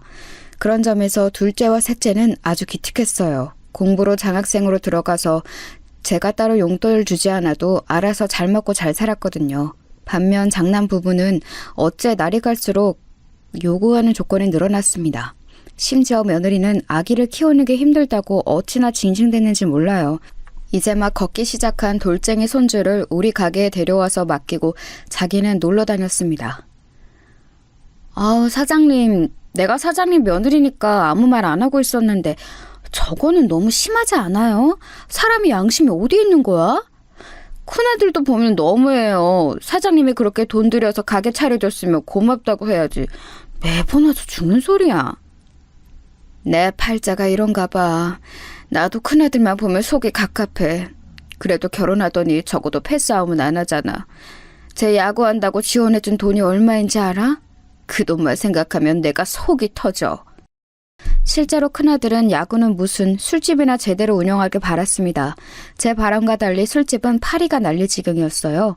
유명해져서 다른 지역에서 먹으러 오는 우리 식당과 달리 아들의 가게는 손님이 아예 없었습니다. 그도 그럴 것이 매번 본인 족복 친구들을 불러 술판을 벌이는데 누가 가고 싶겠어요. 어느새 장남 부부를 생각하면 저는 머리가 아팠습니다. 심지어 자꾸 손주를 식당에 맡기고 놀러 다니는 며느리는 어쩌다 손주가 다치니까 저에게 대놓고 불만을 표출했어요. 아기를 키워보신 분들은 아실 텐데 정말 몇 초 사이에 사라지고 사고치는 것이 아기잖아요. 안 그래도 식당에는 위험한 도구가 많아서 제가 불안했거든요. 며느리에게 아기를 맡기고 가지 말라고 해도 들은 척도 하지 않았습니다. 제가 봐주지 않으면 손주를 집에 방치하거나 장남 가게에 맡겨놓고 놀러 다녔어요. 차마 그래도 제 첫 손주를 조폭들 사이에서 술 마시는데 앉혀놓을 수는 없어 데리고 있었거든요. 그런데 언제 한 번은 손주가 식당에서 뛰어다니다가 넘어졌어요. 그러면서 얼굴에 큰 상처가 났습니다. 저도 당연히 너무 놀라서 그대로 아이를 업고 병원으로 달려갔어요. 응급처치를 하고 의사 말을 들었더니 다행히 평생 가는 상처는 아니라고 하더라고요. 아이들은 재생 능력이 좋아 금방 회복될 수 있으니 기다리라고 했죠. 그때 장남은 심지어 집에서 자고 있었습니다.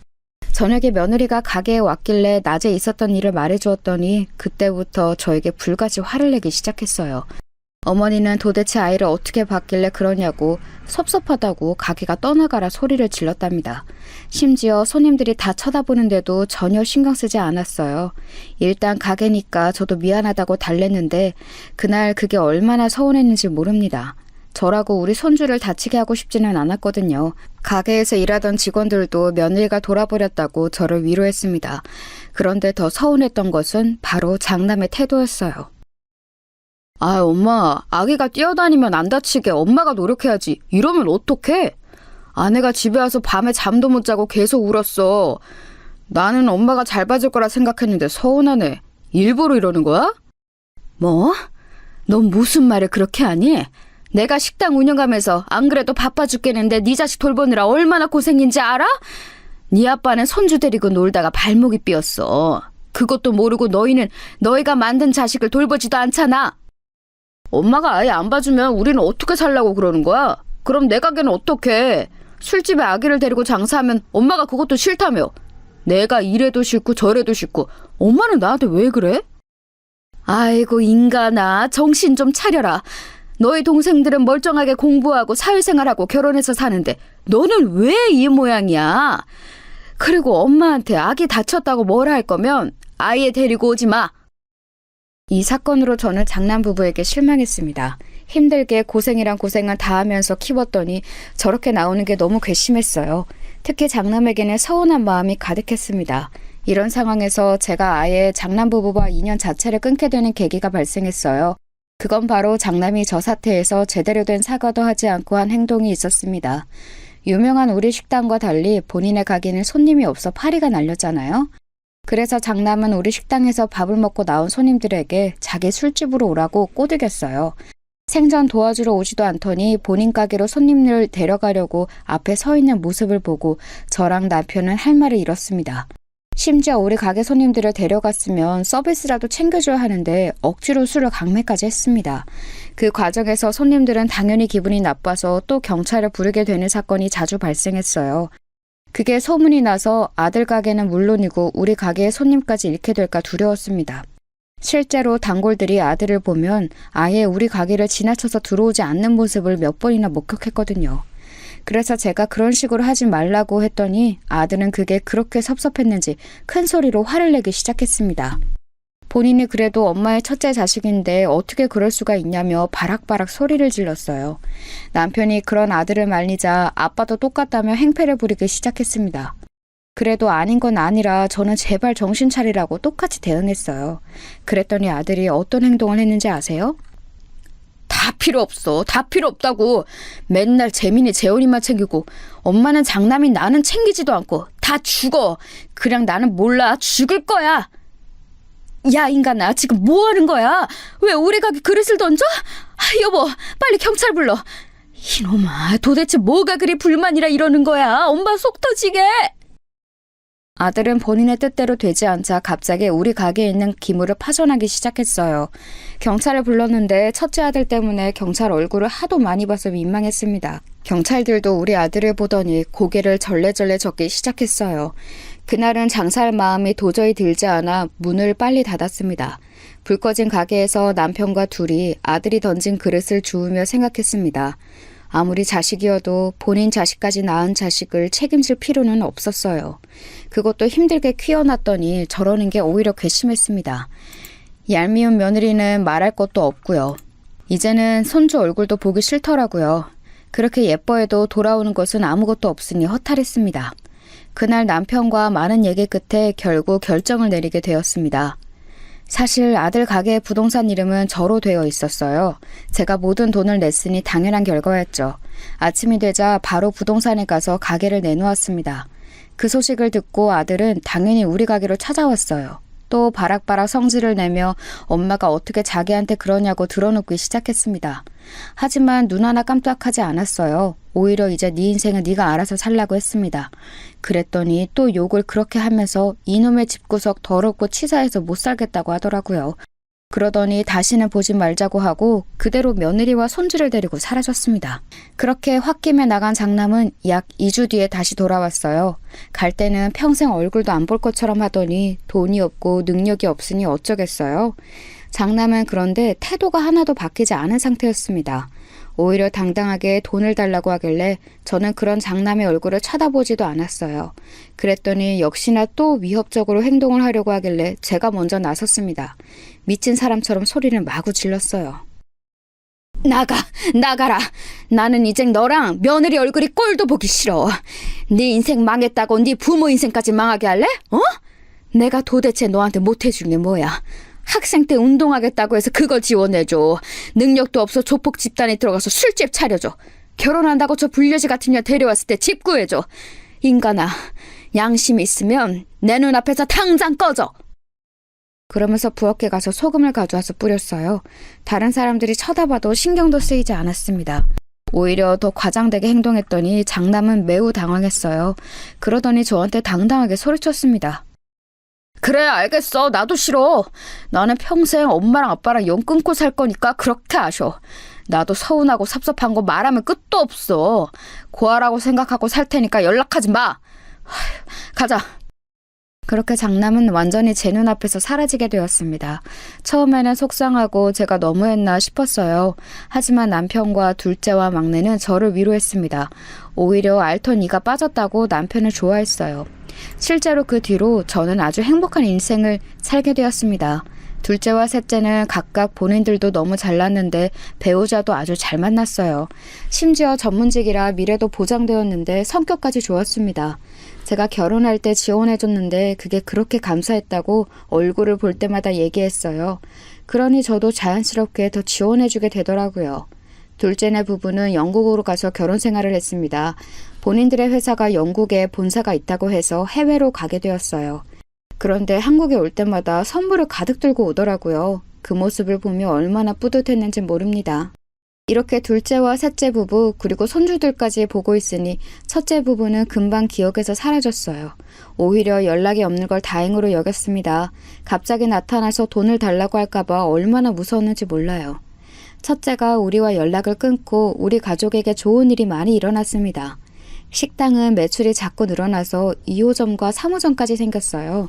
자식들이 각자 잘 사니까 시동생들에게 2호점과 3호점을 내게 해주었습니다. 어차피 시어머니 도움으로 제가 잘 살게 된 거라 평생 갚으려 살려고 했죠. 가족들과 사이도 날이 갈수록 좋아졌어요. 막 결혼했을 때는 너무 가난해서 다리도 못 펴고 잤다고 했잖아요. 그런 우리가 어느새 이렇게 식당도 매출이 좋고 다들 행복하게 사니 얼마나 다행이었는지 모릅니다. 그런 상황에서 저는 환갑이 지나 65세가 되었을 때 식당 일에서 물러나게 되었어요. 평생 일했더니 몸이 여기저기 아프더라고요. 남편도 안 아픈 곳이 한 군데도 없었습니다. 남편은 다행히 어머니가 돌아가시고 완전히 정신을 차렸어요. 그 뒤로는 사고도 전혀 치지 않고 저를 도와 열심히 살았답니다. 그래서 그 뒤로는 저도 남편을 많이 의지하며 살았어요. 식당은 막내 시동생에게 물려주었습니다. 막내가 어릴 때 많이 아팠다고 했잖아요. 그래도 심성이 어찌나 착한지 매번 저에게 고맙고 미안하다는 말을 달고 살았어요. 시어머니와 유독 얼굴이 많이 닮아 저도 애착이 갔거든요. 막내 시동생에게 식당을 물려주고 뿌듯한 마음으로 그동안 모은 돈으로 남편과 여행하며 살고 있었습니다. 영국에 있는 둘째 부부도 보러 가고 유럽 여행도 다녔어요. 물론 나이가 들어 움직이는 것이 힘들었지만 가난했던 과거를 생각하면 지나가도 벌떡 일어나게 되더라고요. 좋은 풍경을 보며 저는 우리 부모는 생각도 나지 않았는데 돌아가신 시어머니가 그렇게 생각났습니다. 만약 살아계셨다면 제가 어떻게든 데리고 좋은 곳을 보여주려고 애썼을 거예요. 남편과 둘이 조용한 곳에 가서 우리가 살았던 인생을 얘기하며 서로 웃고 울었습니다. 시어머니 얘기를 하면 그렇게 눈물이 나왔는데 이상하게 남편이 있으면 위로가 되었어요. 이렇게 은퇴하고 남편과 열심히 둘째와 셋째 부부를 보러 다니며 여행을 하고 있던 어느 날이었습니다. 그때 제 나이가 칠순잔치를 바로 직전에 두고 있었어요. 그날은 셋째 부부가 우리 집에 오기로 한 날이었습니다. 그래서 남편하고 시장에 가서 애들 먹일 갈비를 포장해서 왔는데 누가 우리 집 앞에 있더라고요. 누구지 싶어서 봤는데 저는 눈이 마주치게 소스라치게 놀라게 되었습니다. 너무 놀라서 들고 있던 갈비도 땅에 떨어뜨릴 정도였어요. 엄마, 아빠 잘 지냈어요? 나야 재열이, 나 잊은 거 아니지? 내가 성공해서 찾아오려고 엄마랑 아빠가 보고 싶어도 얼마나 참았는지 알아? 나 이제 사장님이야. 우리 집 앞에 당당하게 서 있던 사람은 바로 장남이었어요. 장남은 때깔 좋은 양복을 입고 저를 찾아왔습니다. 본인이 사장이라고 소개하며 명함을 건넸어요. 봤더니 무슨 건설회사 사장님이더라고요. 아무리 미운 마음으로 끝이 났어도 자식 얼굴을 몇십 년 만에 보니 엄마 마음이라는 게 참 그렇더라고요. 미워도 자식이라고 얼마나 반갑던지 끌어안고 엉엉 울었습니다. 사실 장남 부부를 내치고 행복하게 살았어도 마음 한구석에는 늘 장남이 있었거든요. 어디서 무엇을 하고 사는지 알 수가 없었습니다. 그런데 이렇게 성공해서 저를 찾아오다니 너무 놀랐어요. 곧 셋째 부부가 집에 도착했고 눈물의 상봉이 이어졌습니다. 그동안 어떻게 살았냐고 했더니 무작정 공사장에 가서 일하기 시작했다고 하더라고요. 그러면서 차근차근 밑바닥부터 올라왔다고 했습니다. 이제는 완전히 정신 차렸다며 그동안 죄송했다고 비는 모습에 제 마음이 완전히 풀리게 되었어요. 그 뒤로 며느리와 손자도 데려왔는데 시간이 흘렀어도 얼굴이 똑같더라고요. 며느리도 사모님이 되어서 얼굴도 혈색이 아주 좋았습니다. 영국에 있는 둘째 부부에게도 이 사실을 알렸더니 너무 좋아했어요. 이런 와중에 장남은 저에게 칠순잔치를 하자고 하더라고요. 사실 나이가 드는 것은 너무 당연한 거라 생일이 그렇게 중요하게 생각되지 않았습니다. 그런데 장남이 너무 당연하게 잔치를 크게 해야 한다고 했어요. 그러면서 본인 거래처도 많으니까 최대한 큰 곳으로 잡자고 하더라고요. 본인이 다 주도하겠다고 당당하게 말하며 실제로 영국에 있는 둘째 부부도 부르고 시동생들도 다 불렀습니다. 온 가족이 모이니 생각보다 많이 북적거렸어요. 사람을 불러 노래도 부르고 음식도 맛있는 것을 잔뜩 먹었습니다. 저도 자식들이 한자리에 모이니 얼마나 좋았는지 몰라요. 그런데 사실 이날은 제 인생 최악의 날이랍니다. 제 사연의 핵심인 사건도 이날 일어났어요. 여러분, 사람은 안 바뀐다는 말 아시죠? 저는 이 말이 무슨 뜻인지 이날 알게 되었어요. 그것도 제 아들한테 이런 말을 하게 될 줄은 전혀 몰랐습니다. 칠순잔치를 성대하게 치르고 아주 배부르게 음식까지 먹고 기분이 좋은 상태였어요. 나머지 식구들은 집으로 갔고 우리는 우리 집에 가서 쉬려고 했습니다. 그런데 갑자기 화장실이 너무 가고 싶었어요. 그래서 화장실에 가는데 우리가 먹었던 연회장에 불이 켜져 있더라고요. 분명히 불을 끄고 나왔는데 이상하다 싶었어요. 더 놀랐던 것은 그 안에서 며느리의 목소리가 들렸다는 점이었습니다. 분명히 며느리가 급한 일이 있다고 식이 끝나자마자 바로 나갔거든요. 나간 며느리가 왜 연회장 안에 있는지 궁금해서 다가갔더니 저는 믿을 수 없는 대화를 바로 앞에서 듣게 되었어요. 여보, 돈 위조 지폐로 바꾼 거 맞지? 아우, 심장 떨려 죽는 줄 알았어. 축의금 얼마 들어왔어? 우리 생각보다 많이 들어왔어? 빨리 그거 가지고 튀자. 곧 있으면 사채업자들이 우리 찾아올 거야. 내 예상보다 금액이 많아. 아까 위조 지폐로 바꾸는데 누가 볼까 얼마나 무섭던지. 빨리 저 노인네 버리고 이제 튀자. 당신 아까 집에 가서 금덩어리 가져온 거 맞지? 그건 차에 있어? 일단 튀고 엄마가 나 돈 준다고 했으니까 그것만 받고 완전하게 잠수 타자. 글쎄 장남 부부가 축의금을 바꿔치기 한 거였어요. 심지어 며느리가 중간에 우리 집에 가서 금을 챙겼다는 것까지 듣고 저는 피가 식는 기분이 들었습니다. 대화를 들어보니 장남은 건설회사 사장님이 전혀 아니었어요. 오히려 빚을 억대로 낸 상태였습니다. 그런 기가 막힌 대화를 듣는 도중 제가 내려오지 않으니 식구들이 연회장으로 올라왔어요. 장남 부부가 문을 열고 나오니 우리가 다 그 인간들을 쳐다보고 있었습니다. 장남과 며느리는 심하게 당황한 눈치였어요. 그러더니 돈을 들고 도망가기 시작했습니다. 그런 장남을 둘째와 셋째가 나서서 잡았어요. 야 이것들아, 너희가 그러고도 인간이야? 사람이 안 바뀐다고 하는데 역시나 그럴 줄 알았어. 뭐 사장님? 사장님은 무슨, 너희 사채업자가 찾아온다고 했지? 그래서 재열이 너는 얼마 전에 나한테 돈을 빌려간 거였어? 됐다, 어림도 없어. 사실 얼마 전에 장남이 저에게 은밀하게 부탁했던 것도 있었어요. 사업 자금이 필요하다고 2억을 달라고 했었거든요. 그래서 저는 가지고 있는 아파트를 하나 팔아서 주려고 했었습니다. 그걸 장남에게 다 말했고 서류 정리만 남은 상태였어요. 그것도 모자라서 제 칠순잔치에 돈까지 가져가려고 하다니 너무 기가 막혔어요. 당연히 2억은 없던 일로 되었고 장남 부부에게 제 축의금도 가져왔습니다. 며느리의 차로간이 정말 금덩어리가 몇 개는 있더라고요. 그 모습을 보고 남편이 무척이나 화를 내며 다시는 우리를 찾아오지 말라고 했습니다. 그러면서 저는 더 기막힌 얘기를 들었어요. 엄마 몰래 나한테 돈 달라고 사정해서 내가 1억을 마련했더니 다 이런 속셈이었어? 어림도 없다. 그렇게 부모가 돈으로 보여? 빌려주기로 했던 거 다 취소야. 내가 이럴 줄 알고 아직 도장을 안 찍었어. 알고 봤더니 남편에게도 장남은 돈을 빌렸더라고요.